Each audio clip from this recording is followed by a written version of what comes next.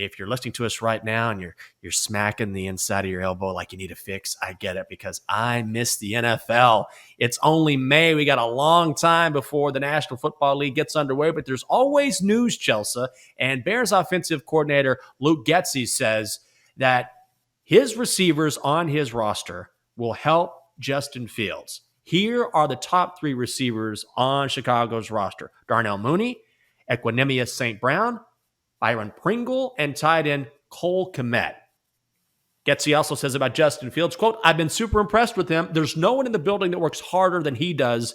He's really accepted this challenge." When you look at what you saw from Justin Fields last year, when you look at the receivers that he has on that roster, right now, the Bears are 3rd favored to win the NFC North.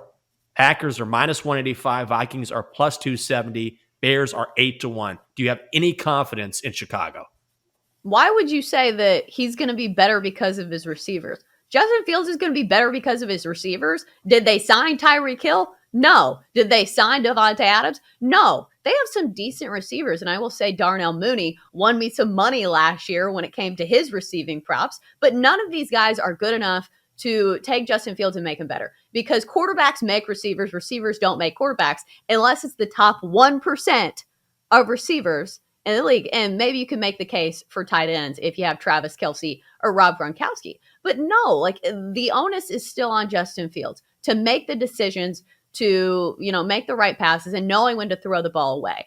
And also, it's on the coaching. Last year, we saw halves where Justin Fields actually looked decent, and he had more of a free reign to throw it and kind of thrive in that offense. And we really only saw it in the second halves of some of these games. And that's a big reason why Matt Nagy and Bill Lazor were both fired. So maybe we see a difference if the playmaking or the play calling is better, if the coaching is better. And obviously he's had more experience now. It helps a lot when you just have more reps. And I think there's still some talent left in Justin Fields. I don't think we give up on him just yet, but still, it's also very hard to learn a new system, have a new head coach, because we see this all the time. When people are making a case for why a quarterback didn't get a fair shake, it's because, well, they've had 3 head coaches. They've had 3 offensive coordinators in 3 years. It is a very tough scenario. So I think there's still a lot of, things stacked against Justin Fields this year.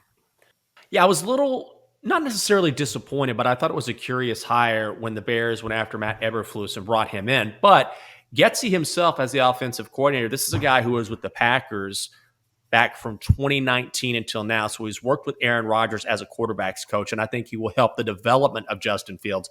I'm not ready to place any sort of bets on Chicago or the Bears. Right now, their win total is set at 6.5. It's juiced to the over. That is a stay away from me. I think the receivers do matter, but I'm with you in that if the Bears are going to have success, they need Justin Fields to take that next step. They're certainly trying to put him in the best position to do so. But as far as receiving cores go, he doesn't have the best guys around him. Justin Fields will have to step it up.